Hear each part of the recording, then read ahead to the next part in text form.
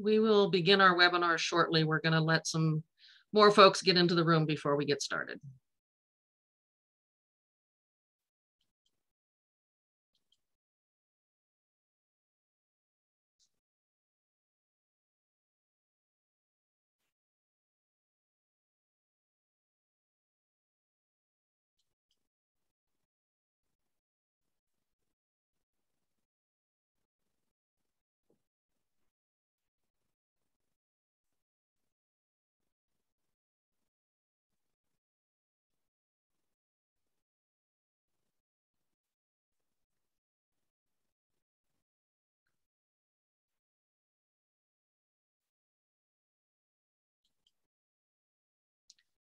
It looks like our numbers are climbing still, but we're going to go ahead and get underway. So welcome to the Every Learner Everywhere Strategies for Success in Online Teaching and Learning, the reprise of our interactive conference series. It's a pleasure to have you all with us today. My name is Norma Hollebeck, and I'm the manager for network programs and services with Every Learner Everywhere. Before I introduce our speaker, I'd like to take just a few minutes out to tell you about Every Learner Everywhere and the mission of our network.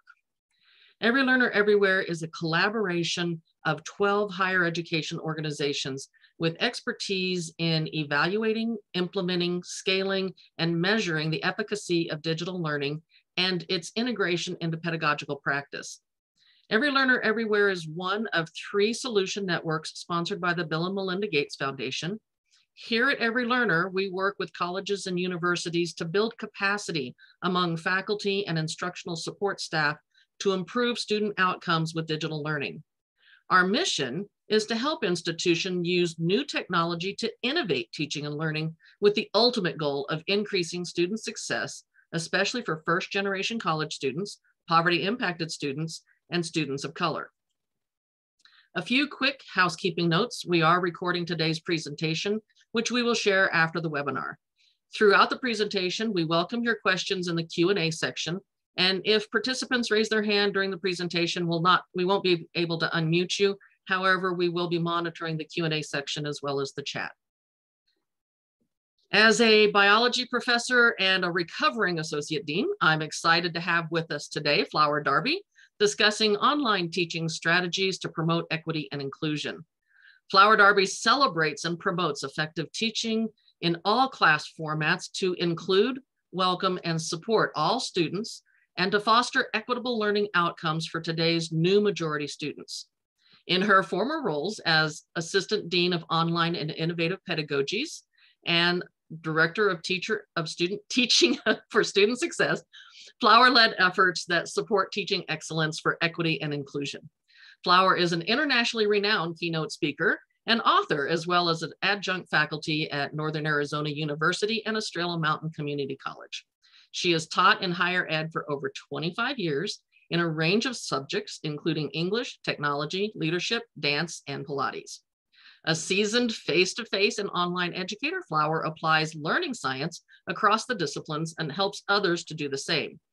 Throughout her publications and her presentations, she has helped educators all over the world become more effective in their work. Flower is the author with James M. Lang of Small Teaching Online, Applying Learning Science in Online Classes, and she's a regular contributor to the Chronicle of Higher Education. Her new book project is on emotion science and teaching with technology. I'm gonna now hand it over to Flower. Thank you, Norma, and thank you to everyone who's making time to be here with us live today or watch this recording later. I really value and applaud your investment in teaching more effective, engaging, equitable, and inclusive classes in all the modalities that we're doing that in.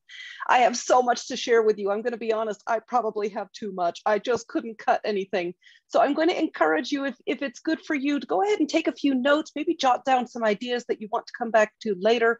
The small teaching way, all credit to Jim Lang, is to not try everything all at once, but maybe pick 1 or 2 ideas from today to try next week or next semester, and then keep a list and maybe come back to some of these ideas. So with apologies in advance for the fire hose effect, we're gonna go ahead and get started. And I'm gonna start with a little bit of an introduction. I'd like to show you who I am when I'm not in my Zoom box. I spend way too much time in my Zoom box, but I do have a family and a life in the real world. This is my fabulous husband, Tim. He's a strong partner and collaborator in my work. We have 3 teenage daughters, which is so fun, as you can imagine.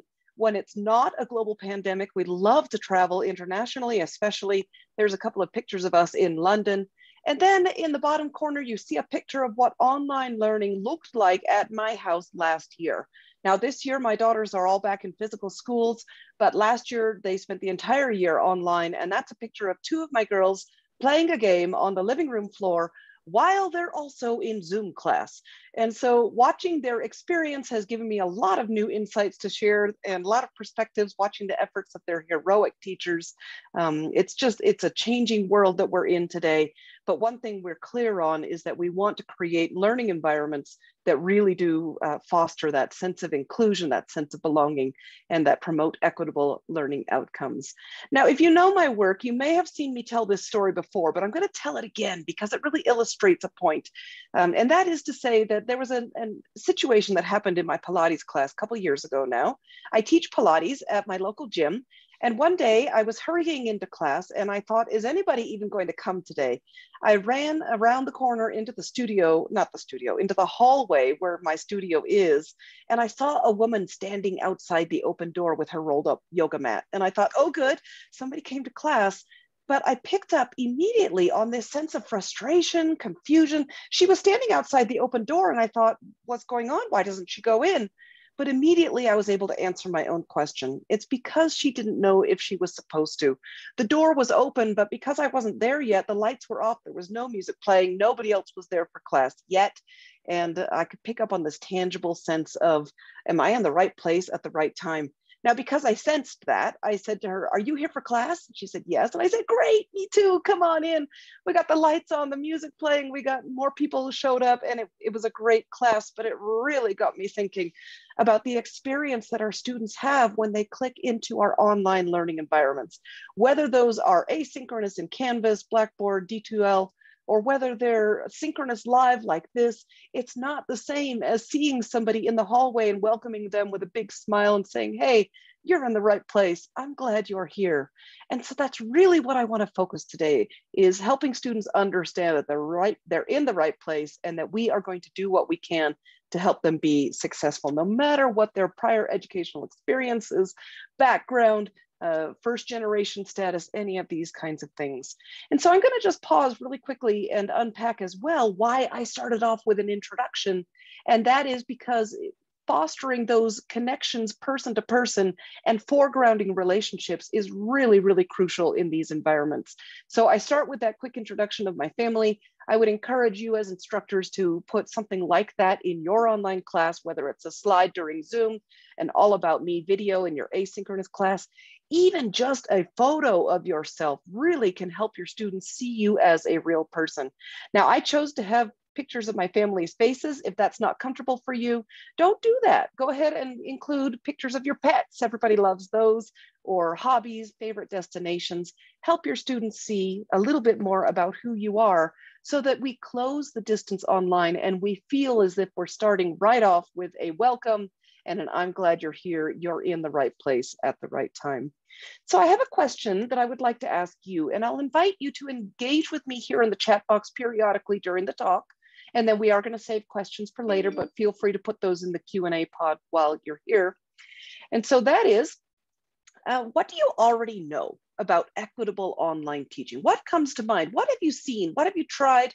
What research are you familiar with? If you would like to put something in the chat box here and help me get a sense of what we as a group already know, please feel free to put that in the chat box now. What do we know about equitable online teaching? And you'll want to ensure that you're addressing that to everyone. Thank you, Gabby, for starting us off right away. Welcoming, inclusive, accessible. Yes, we don't want to shut people out of our learning experiences. Absolutely. What else do we already know? What have we tried?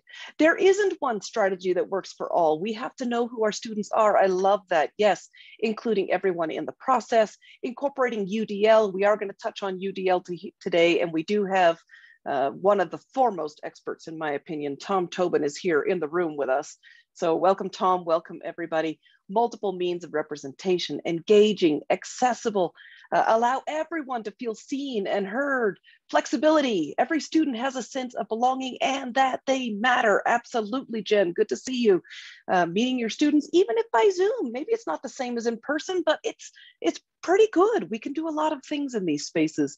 To use transparency in our teaching, to use alt text, differentiate instruction. Okay, well, I'm all done here. You all have all the answers, so I don't need to do anything else. Okay, I'm kidding, but I love to see what collective wisdom is in the room. And this is, in fact, a strategy that I will share with you later. What we are doing here is activating prior knowledge in order to seed the ground for new learning and to help us hook new information and new ideas and concepts. But I can also see there's a lot of good information here. So that means we're going to go pretty quickly through some of the foundational material that I have to share with you here today. We are going to start with some introduction and some theoretical frameworks just to give us some grounding. As I mentioned before, I have a lot of evidence-based strategies, and we will wrap up our time today with questions and discussion. Feel free to put those questions in the Q&A pod, and then periodically I will answer you, or sorry, ask you questions and ask you to answer me in the chat box. I'm just going to be honest though, one of the things that I try to practice and model is to really maintain excellent eye contact with you through the webcam, because it's a way of practicing nonverbal immediacy, which we'll talk about. What that means is that I don't necessarily watch the chat box unless I ask you a question. So do feel free to engage with each other in that space, share your ideas and resources. And then if I have Patty and Norma here who have kindly agreed to help keep an eye on things and bring things up when it's the designated time to do so. So I'm pretty sure that this won't be new to anybody here, but just a reminder that equality does not mean equity. You've probably seen images like this before. There's a popular one where kids are standing on boxes outside of a fenced baseball game.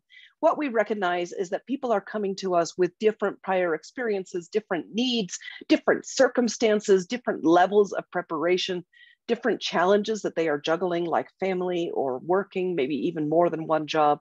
And that it doesn't mean that we want to give everybody the same resources. That's not how we're going to achieve equity. We have to know who our students are, as was already mentioned in the chat box, and be willing to give students what each individual student needs in order to be successful. But you know, a while back, I came across a blog post and it really gave me something to think about, arguing that the image of the people on the box doesn't necessarily adequately represent the situation. And that blogger was arguing that, you know, that kind of implies a deficiency in people because the short person can't reach the branches with the fruit or see into the game. And so this person presented this model, and I liked this. It recognizes that we're all starting from different places and that some people have a leg up in when they come into our college classes. They're going to run that outside lap.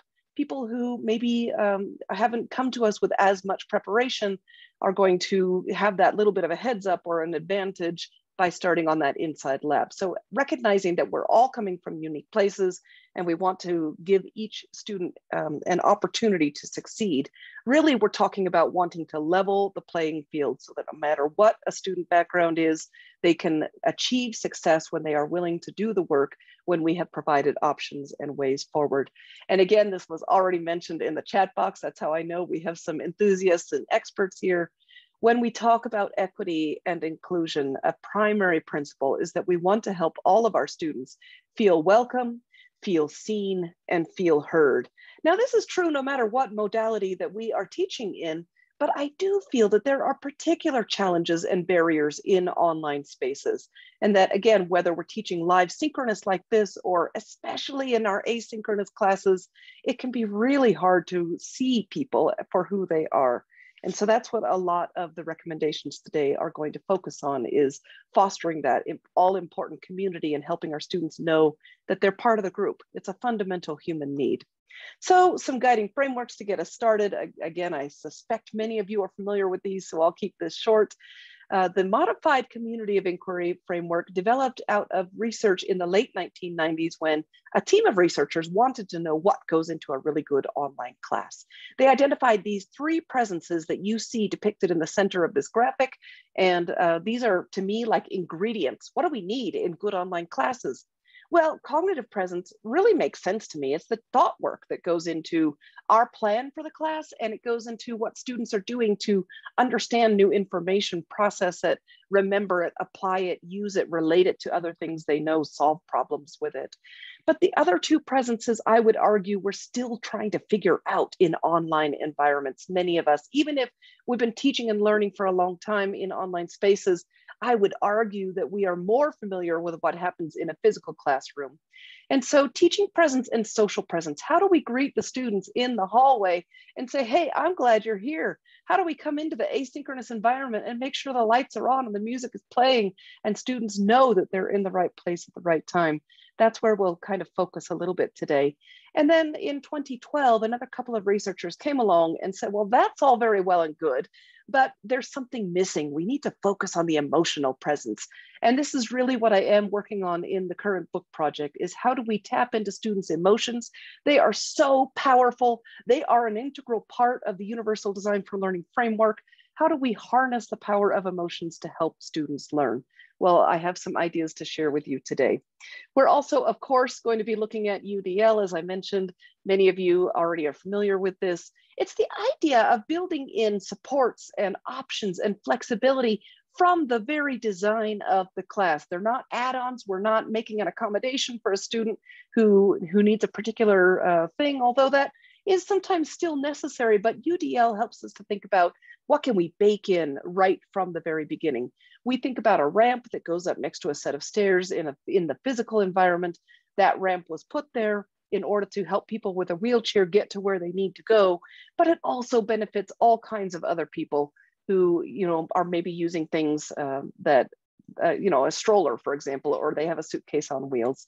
So Universal Design for Learning provides accommodations. It also provides flexibility, choice, recognizing, according to CAS.org, the Center for Applied Science and Technology, who's kind of the creator group of this framework, recognizing that the way we learn is as individual as our fingerprints. That is crazy. We all learn in unique ways. It is not one size fits all. And not only that, people have their individual circumstances, preferences, needs that are happening in their lives. So, good to know, Gabby. I did happen to see your, I hope I'm saying that right, by the way. I see your comment. We're in the process, looks like, of updating the framework and guidelines. That is wonderful. We're also going to draw on the work of culturally responsive teaching, culturally sustaining teaching.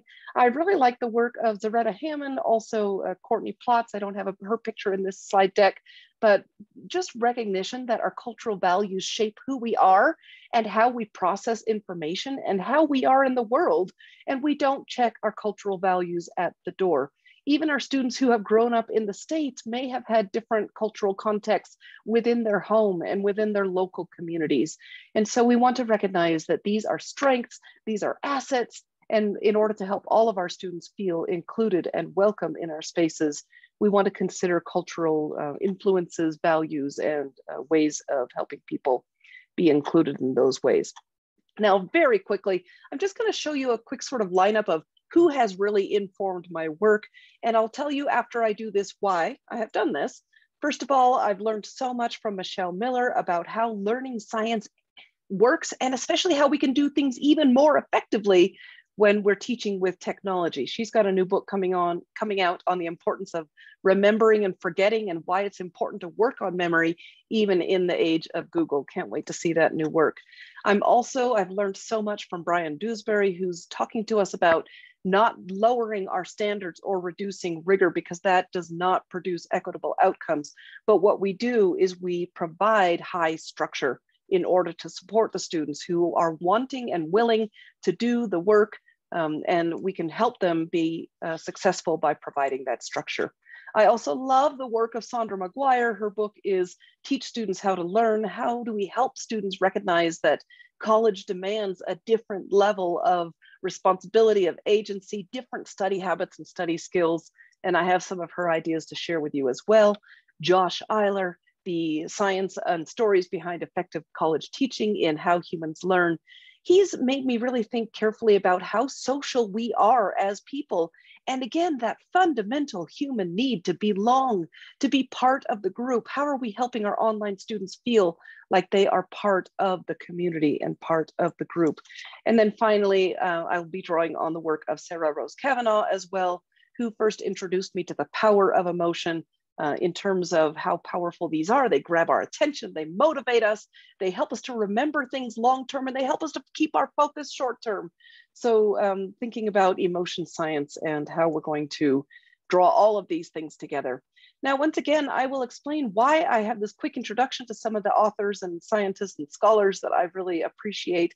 And that is because I want to visually represent the diversity in my own thinking and in my talk. One of the things that we try to do when we teach equitable and inclusive classes is to help our students feel seen and to help them see themselves in our class materials. Now, I'm not doing this in a trite or surface fashion. I'm deliberately choosing to show you the people and the faces to show that I have a diversity represented here.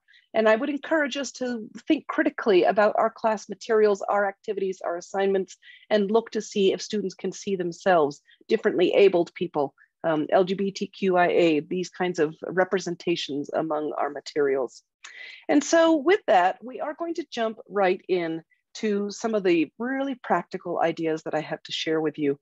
Once again, even before we get going though, we're just gonna think for one moment about equity and inclusion, that it's about helping people feel that they belong, that they are welcome here, that we value and respect them.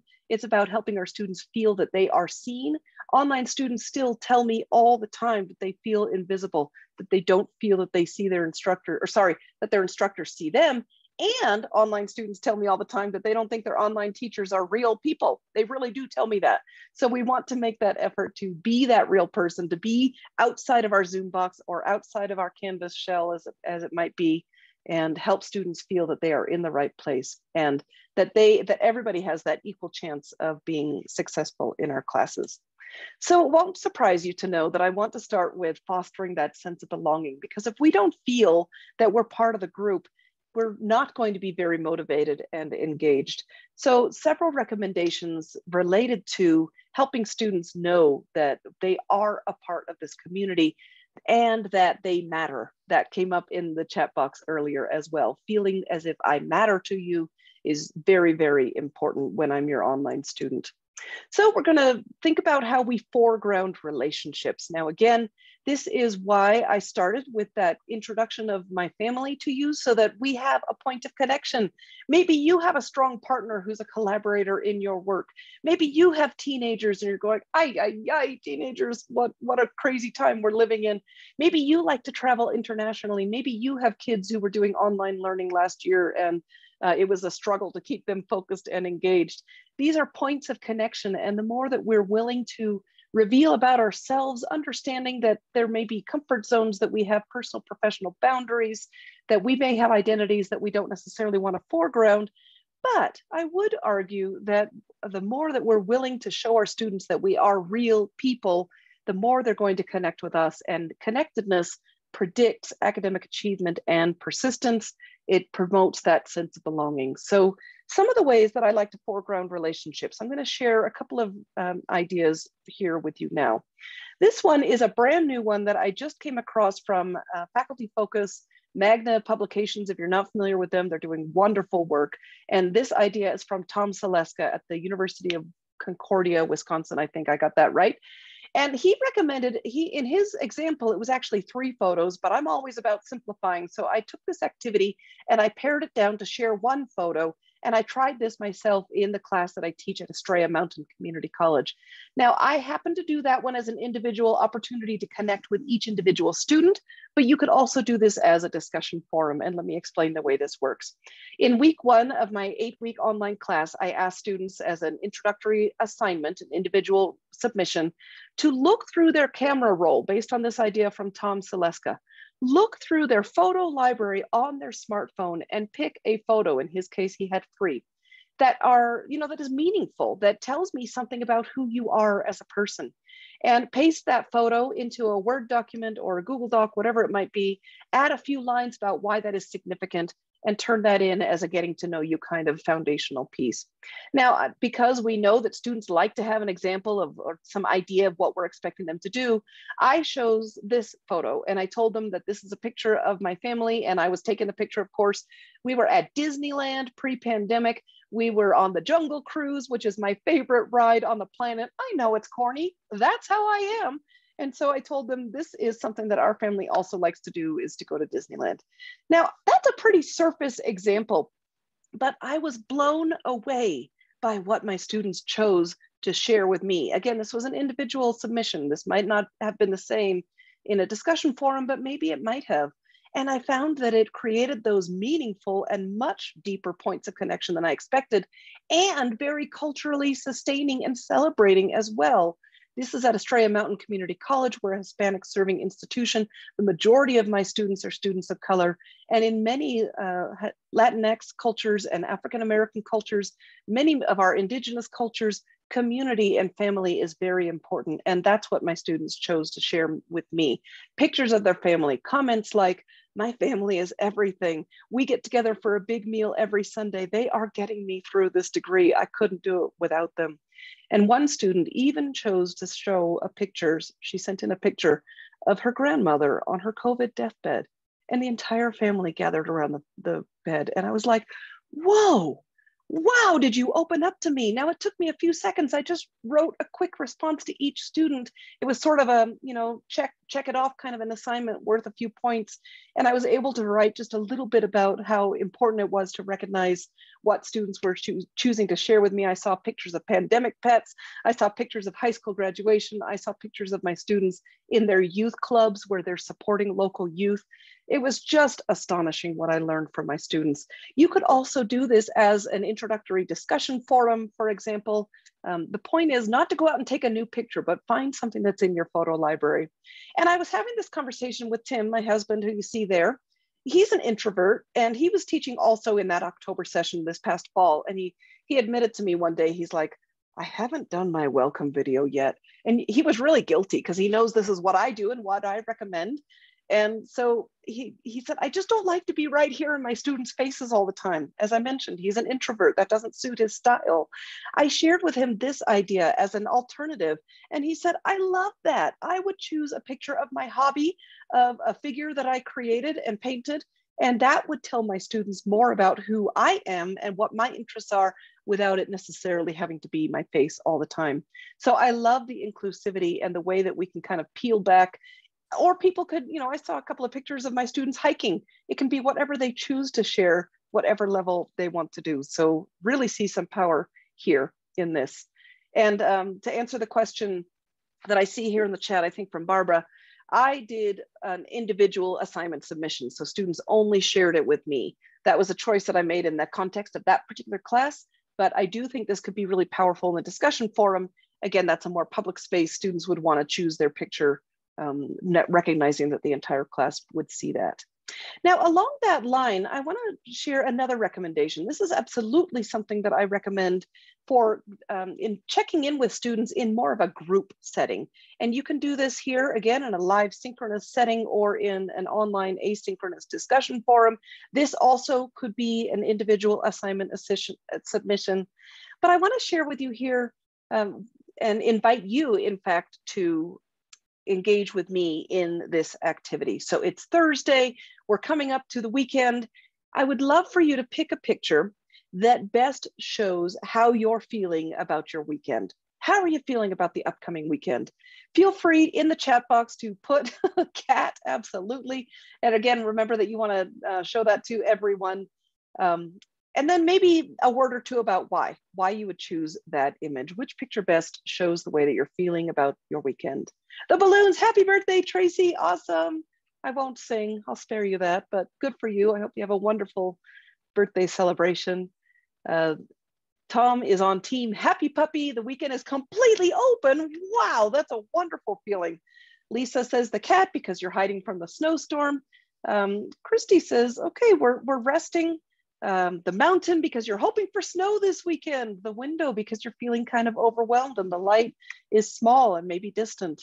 The cat, you're staying warm. The mountains, you're expecting up to a foot of snow. The balloons, the hummingbird, you love to see those, the hummingbirds outside. The mountain and the snow, good. Now here again, let me just debrief this. Feel free to keep on posting your comments, and I'm going to unpack why this activity works. So what this is just a nice way to check in with students in a way that is not all about the words all the time. So again, this could be a discussion forum, it could be a Zoom activity. It's just a matter of saying, how are you? How are things? And you can provide alt tags on these images, alternative descriptions, so that even students with a vision impairment or students who kind of like to read those words to help them kind of really think about the meaning of these images, you can provide those as well on a slide. You can also, as Tom has so effectively recommended, you could narrate and speak what each of these images are. In the interest of time, I didn't do that, but that is a great way to include and help people to process information in different ways. And so you can also do this activity on a more social level or on a more academic level. You can ask your students, how was your weekend? Which picture best shows? You can say, how are you feeling about the upcoming test? Which picture shares, how you're doing? And what this does is it indicates to your students that you care about them as people. You could circle back. Now, somebody here in the chat said, I'm feeling pretty overwhelmed. That window in that dark room kind of captures how I feel. You could circle back to that individual and say, hey, I noticed that, your response here, it gave me a little bit of concern, curiosity. How are you? Is there anything I can do to support you? And then maybe have some resources available for counseling or for food services, or just, do you need a concept explained again? Would you like to meet so that we can go through that material? So I love the way that this fosters the connection between you and your students, but also with each other. You may have seen people in the chat box who were choosing the same images that you were. And again, it just sparks that quick, spontaneous connection that doesn't happen very readily necessarily in these online spaces. Again, Zoom is better, but you have to kind of engineer these experiences is the argument that I'm making here. And when we do that, we go a long way toward building rapport. Now, I was just reading a fascinating article from 2017. Oh, this one was actually 2020. And what it was about is the impact that it makes when we create online spaces, especially asynchronous online spaces, with an effort to build that rapport. As I mentioned, students tell me all the time that their teachers don't feel like real people. So there was an experiment that these researchers ran. They created 2 mock modules. They were fake. And in the one, it was just very straightforward, jump in. There was a quiz, there was a reading. You had to send an email to the professor. There was a syllabus, kind of like week 1 kind of activities. There was no instructor bio, no instructor photo. When the students took the quiz, they didn't get automatic feedback. And when they sent the email that was required to the professor, they got a canned, cold, terse kind of response. Similarly, the syllabus was written in cold, impersonal language. Now, they also created this very same materials, but with an effort to help their students see the online instructor as a real person who is interested in them and their success. There was an instructor bio. There was a photo. It was actually just a stock photo, but there was a face to associate with the name. The syllabus had warmer, friendlier, more approachable language. The quiz gave automated feedback so students could see immediately how they were doing. When they sent that email to the professor, there was a warmer and friendlier response, and there were some instructions on how to get started in the module. And this won't surprise you, the researchers were able to demonstrate increased persistence and engagement in the module with even the minimum of rapport building efforts. There wasn't a great big effect, fancy produced video from the instructor. It was just a stock photo, but at least the students could associate a person with what was happening in the class. So I really encourage us to think about ways to build rapport through foregrounding relationships, through fostering those connections, through helping our students see us as people who care about their success. Now, another way that we can do this is to practice immediacy. As I mentioned a few minutes ago, I make a very deliberate effort to be with you right here. That's a great way to do nonverbal immediacy. And what immediacy is, just in case you're not familiar with that, it comes out of communication studies. And it is a set of behaviors, verbal and nonverbal, that communicate liking, based on approach avoidance theory. If I am immediate with you, if I am present with you, if I am engaged and interested in you, it communicates to you that this is a safe space, a supportive space, and it's likely that you will draw closer to me. But if we don't practice immediacy, it sort of invites people to avoid us and increases the distance. Now, I'm all about closing the distance in our online spaces, and immediacy is a powerful, powerful way to do that. Nonverbal ways can be a little challenging. I'm going to hit that second. First of all, in a especially asynchronous class, but also synchronous online class, verbal ways to practice immediacy are to use a warm, supportive, encouraging tone of voice, to call students by name, so that even if you're responding to them in a discussion post or in an assignment feedback, a reply to an email, make it a point to address them by name. Also make it a point to spell and try to pronounce the name correctly. You could use a tool such as Name Coach, or ask your students to help you with a phonetic spelling of how to pronounce their names, because names are important. We don't like it when people don't acknowledge and make some effort to pronounce our names correctly. The nonverbal ways of practicing immediacy are actually even more fascinating to me. Again, this is research that was done in asynchronous classes in 2017 before the pandemic, but I'm really intrigued by some of these ideas. One is the visual tone of the class, that especially in Canvas and Blackboard, some of these environments are just sort of blah to look at. And so warming up the tone of the class with even the most basic graphic design approaches such as white space and subheadings, maybe bringing in some color, remembering that all of our images and videos, we want to have captions and alternative text descriptions, but making an effort. The researchers even found that using emojis in our online classes can really warm up the tone of the class. And one other that I will share with you that I really think is very powerful is that time communicates, and we can demonstrate distance with a greater length of time and immediacy or closeness with a shorter amount of time. Now, I'm not saying that we are chatbots and we are online 24/7, and it's not even necessarily the response time, although I do believe we should be responsive with our online students. These researchers were saying that students perceive the amount of time that you spend on them. And so the amount of time that you spend writing assignment comments or drafting an announcement, is it a really robotic, quick, terse announcement? Or have we taken a few moments to include a few phrases like, hey, I hope your week is going really well. Just wanted to remind you of some upcoming projects that we're working on. Just to add a few phrases doesn't really take a whole lot more of your time, but it communicates to your students, because there is a little bit more to those communications, that you are spending time on them and with them. Of course, we have to protect our own time as well. We can't just keep on pouring out and out and out and writing endless comments and such, but thinking about just a few supportive comments or phrases as opposed to a really terse written communication or an impersonal piece of assignment feedback. Really valid ways of helping your students see that you are present and engaged and interested in them as people. So that was a lot about helping students feel like they belong in the group. We're going to move to cultural inclusion and also individual preferences and needs. So this kind of combines universal design for learning and also that more cultural responsive approach. So one of the things that actually Tom pointed out to me and helped me to recognize is that a big piece of universal design for learning in online spaces is to help students with their executive function skills. We know that online classes, even synchronous, do require more autonomy. There is more natural existing support when we're meeting in a physical classroom 2 or 3 days a week. Online, students require more independence, more ability to regulate their own learning and work processes.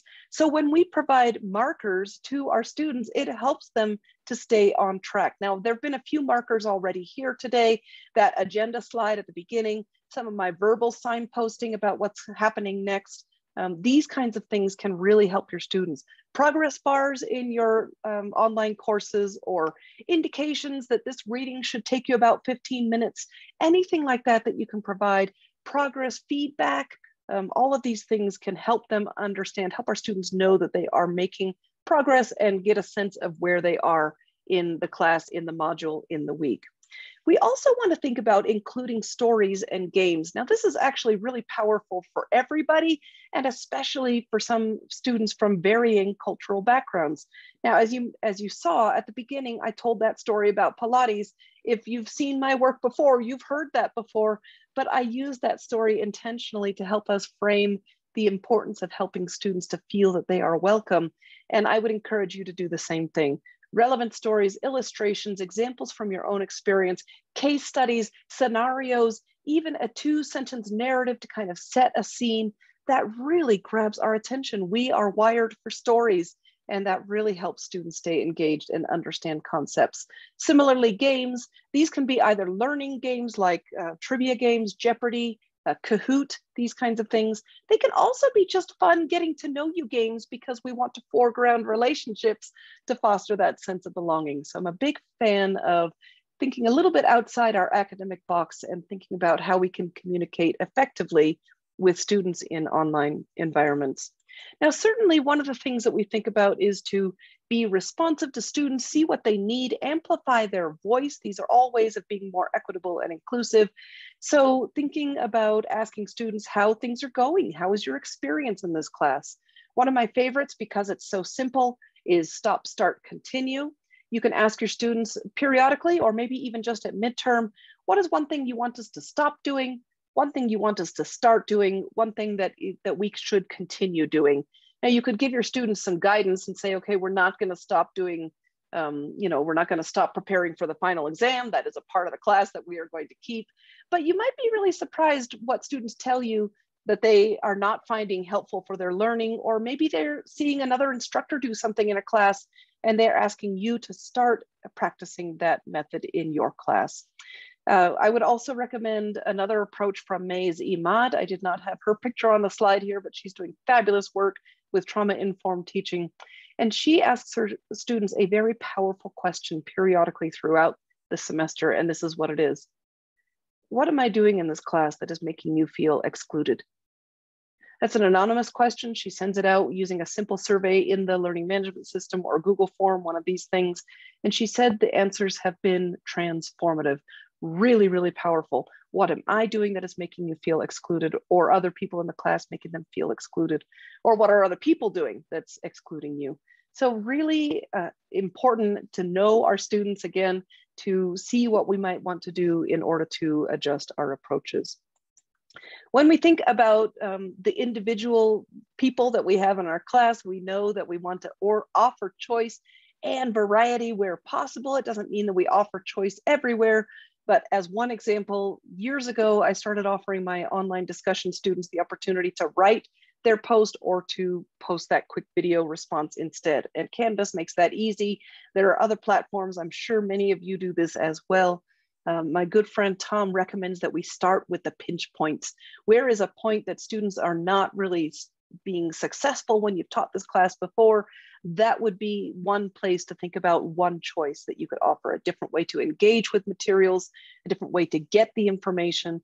How about a variety of showing what they know? Students from oral cultures may prefer to reflect verbally as opposed to in writing, or English language learners may actually prefer to reflect in writing because that way they can kind of check their grammar. There's so many unique circumstances, but offering people choices and variety is one way to support their success. And in this vein, also offering various assessment types. So not all high stakes exams, not all long papers, but maybe a combination, or again, some options, some quizzes, some low stakes quizzes, projects, discussion forums. Maybe you use something like Padlet as a way to check in with your students and see how they're doing. The variety really does help. And then we also want to think about being clear and objective in order to help our students know what to expect. So in online spaces, it can be even more important to be really explicit. Give your students rubrics, give them checklists, give them examples of your own work. Remember I said that share one photo, I put that picture of my family at Disneyland. Give them examples so they kind of have a sense of what you're looking for. And if you're not familiar with the TILT framework, I highly recommend it. transparency and in learning and teaching has been shown to benefit all students, but especially students of color and from other marginalized population groups. It's about helping students know exactly what you're asking them to do, why you want them to do it, because when we see the purpose of something, we're more invested, and how you want students to do an activity. I would also recommend that we structure more purposeful activities and tasks. Now, this goes back to the high structure. We don't lower our standards, but we do provide exercises, discussion forums, quizzes, things that help students stay on track with their learning and help them to get the practice that they need. I'm not a fan of giving students a whole week's worth of stuff and not having any deadlines in there. Or even worse, not giving them very many practice activities at all. Giving students, kind of helping them structure their own learning and study is really, really helpful. And on that line, structuring opportunities for reflection and metacognition, drawing on the work of Sandra McGuire and others. Make it a class assignment that we're going to ask students, how did you prepare for that exam? What do you think you might do differently next time based on the results that you got on that exam?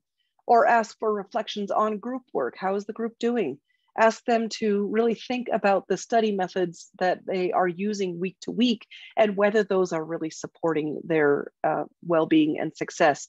You can make this an informal part of class where you're writing or talking about it in maybe a recorded video or a live online event like this.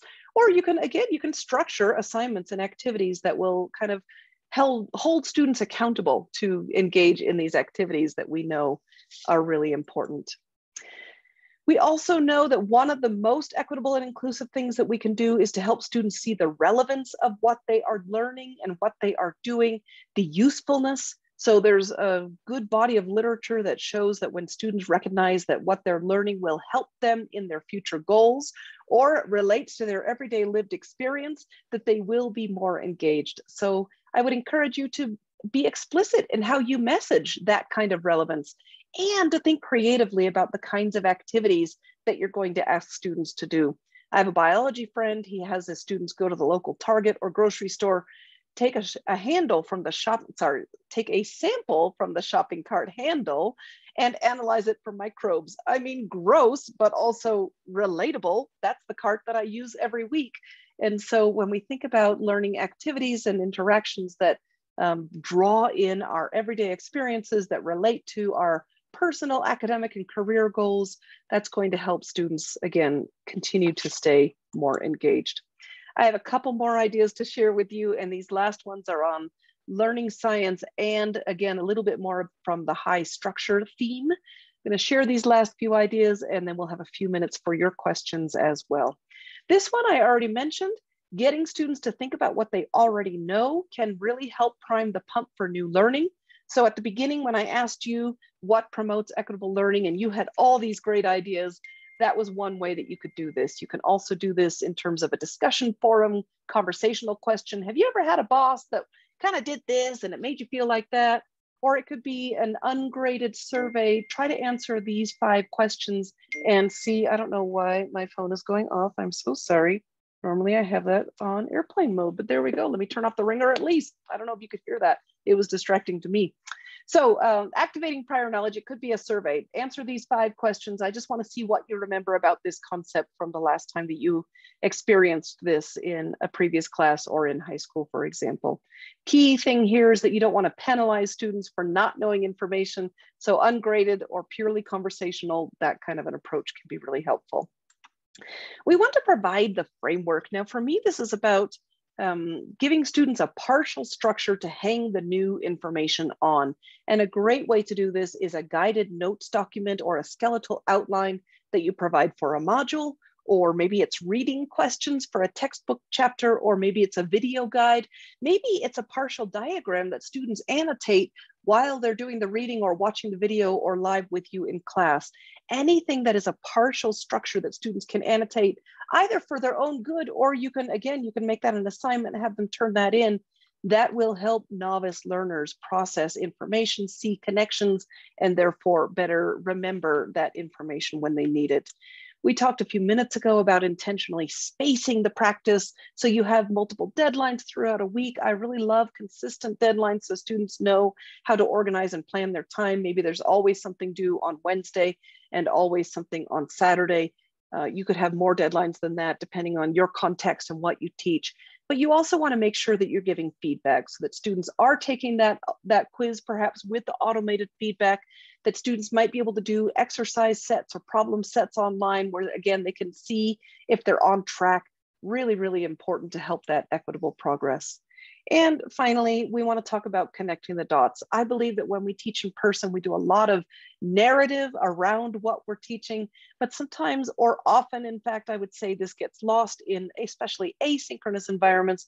We're not helping students see how concepts relate to each other, or even how what they learned last week relates to what they're doing this week. A lot of that is lost in the list-like presentation of materials in Canvas or BB Learn or D2L.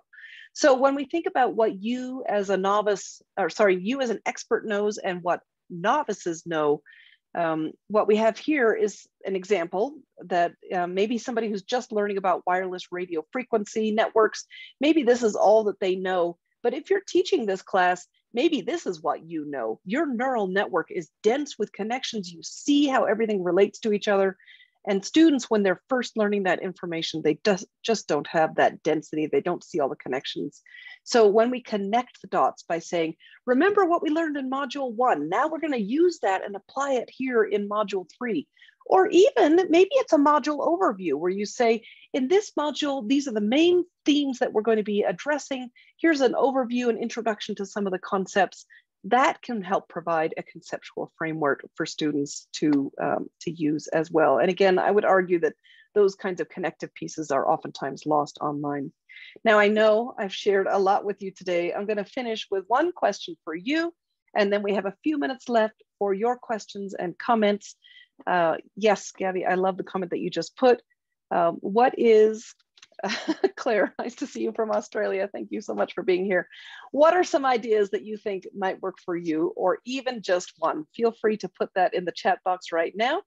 And other than that, we're going to actually bring down the slides while you're doing that. And the reason that I'm going to bring down the slides is because research is showing that all the slide time in Zoom is even more draining and fatiguing than just being in Zoom in the first place. So one thing that we can do is to bring down our slides when possible. And I'm going to just see what's coming into the chat box. And then I will also check in with Norma and Patty and see if things have come in the Q&A. So I see some good things. Share one photo, so powerful.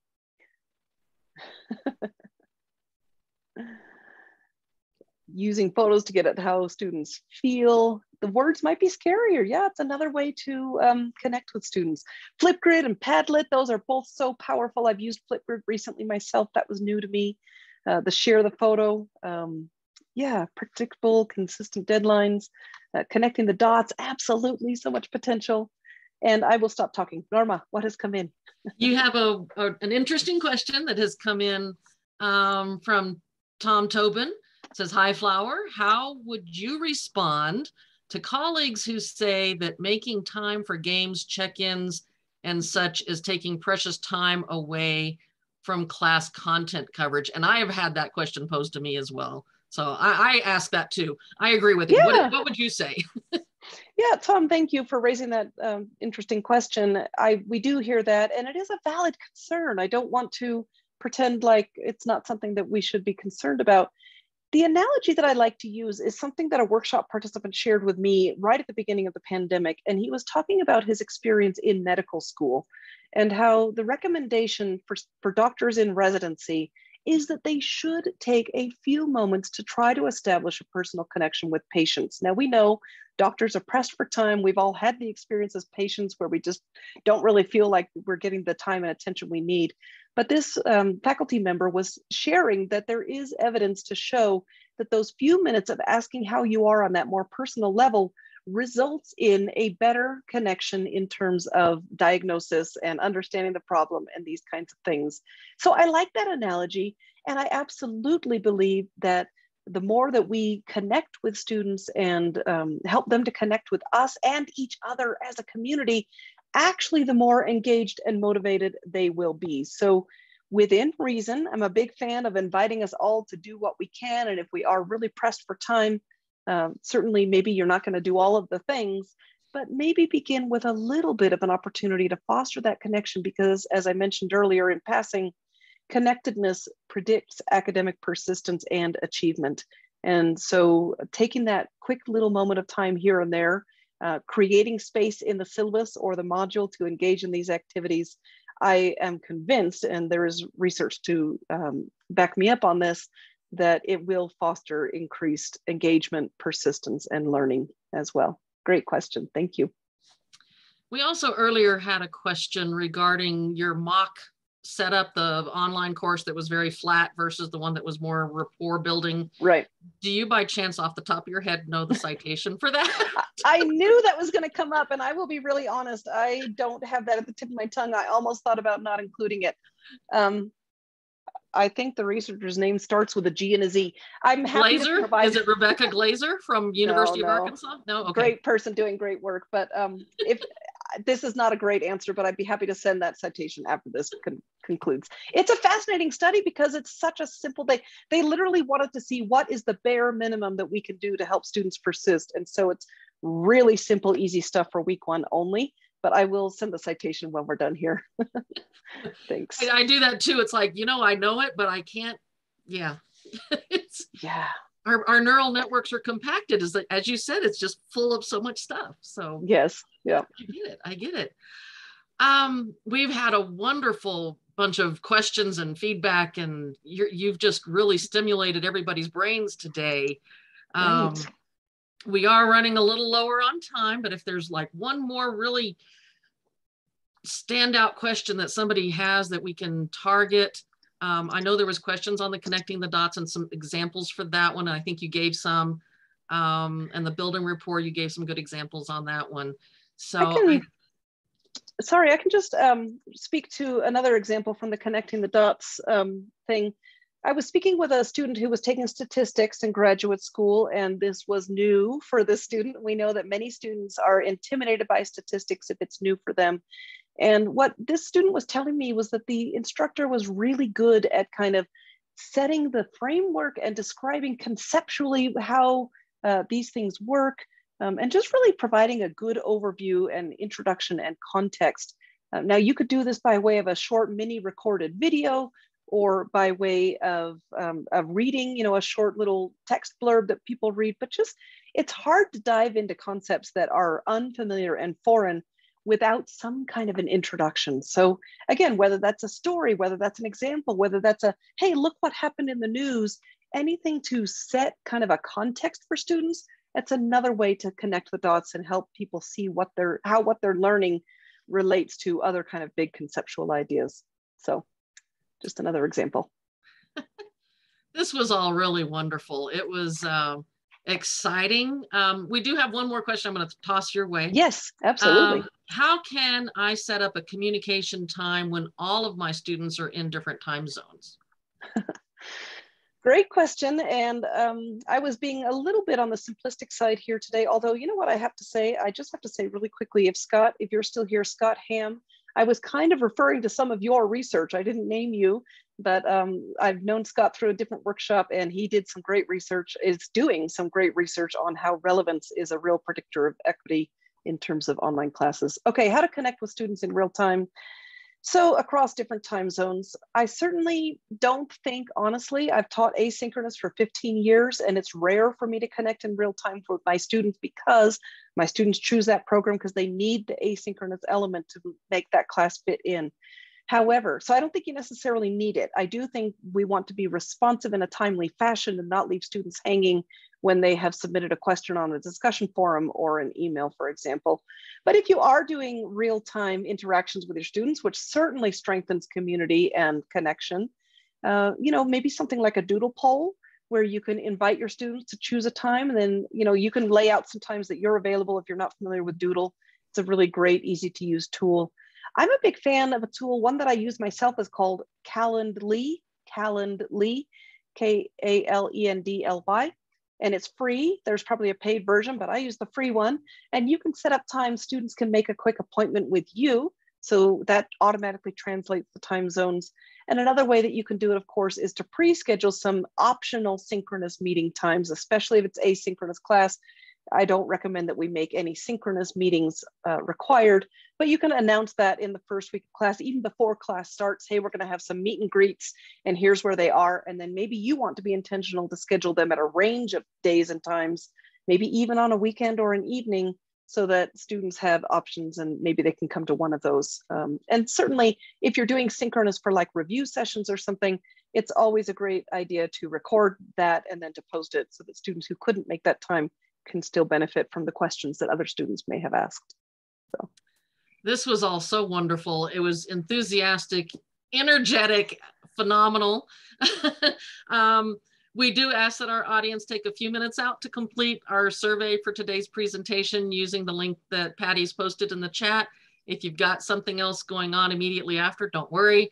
We will send you the link to the survey when we send you the recording link. Also, you will receive an email with that survey link and the recording link, so keep an eye out for that. Sometimes it ends up in your spam folder, so keep your eyes open for that. Tomorrow we have our final session for this reprise on formative assessment, and our two speakers are going to be actually touching on that TILT framework that they use at Colorado State University. So we hope that you all have time to come tomorrow. We just really want to thank our speaker, and our Flower's been awesome today and very energizing for me. Now I want to go out and jump into course and redesign it a little bit. I want to thank our audience for being here as well and being so engaged and so energetic. A real quick reminder, we do encourage you to visit the Every Learner Everywhere website and our resource page, including our workshop page, to find out about future Every Learner Everywhere events. So we look forward to that as well. So this has been great. This has been wonderful. We hope that all of you all have a wonderful day and enjoy your weekend that's coming up. Thank you, everyone. Take care.